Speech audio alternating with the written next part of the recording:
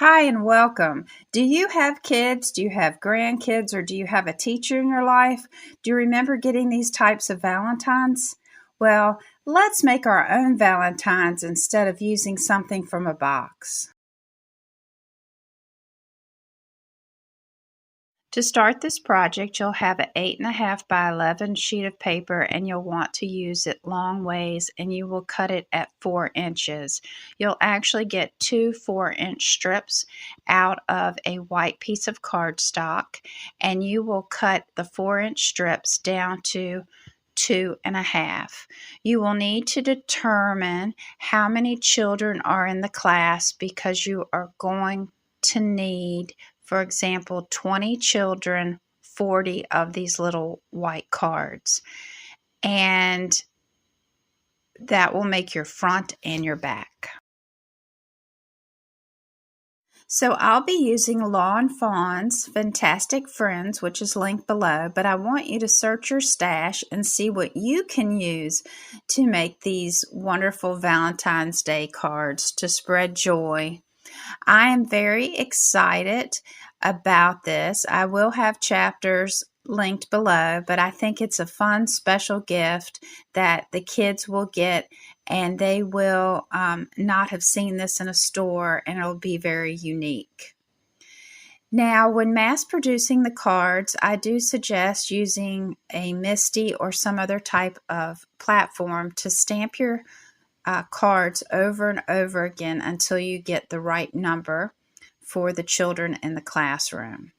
And I will color one on screen, but I do have chapters linked throughout so that if you want to skip ahead or go back, you'll be easy to find those.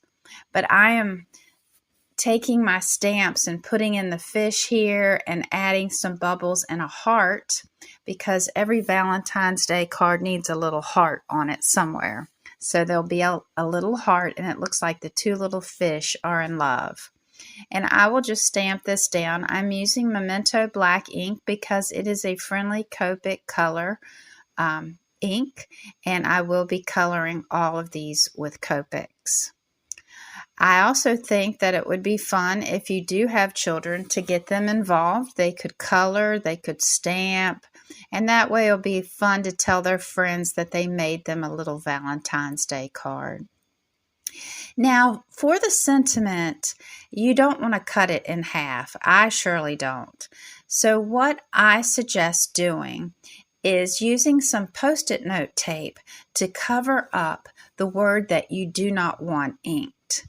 And then using your ink on the word you do want, then transferring that over and stamping it down. And this didn't come out well because I had it right on the edge of the MISTI. So I do suggest moving the paper over to another location and getting that stamped down. To add the second word, so I didn't have to cut the sentiment apart, I am going to do the same thing again. And I have lined this up on the MISTI so my cards will line up at the 5-inch mark at the bottom. So that is a tip, and you can use this on any sentiments in your stash if you just want that one part of the word, because I'm not a fan of cutting my stamps apart. Now let's get coloring. And I'm going to put on some music so you can enjoy the coloring, and I'll be back.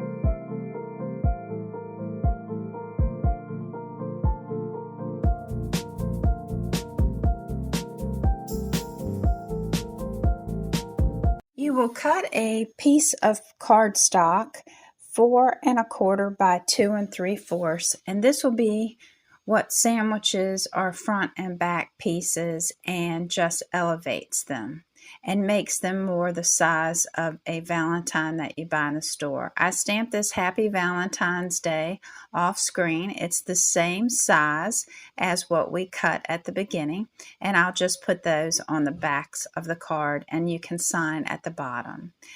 And it is just super fun how these turned out. If you like them, please give them a thumbs up. I'm excited to send these off to my friend so that she can give them to the kids in her class. Thank you for stopping by today. I'm so excited you joined me. Here's the suggestion from YouTube, and have a wonderful weekend.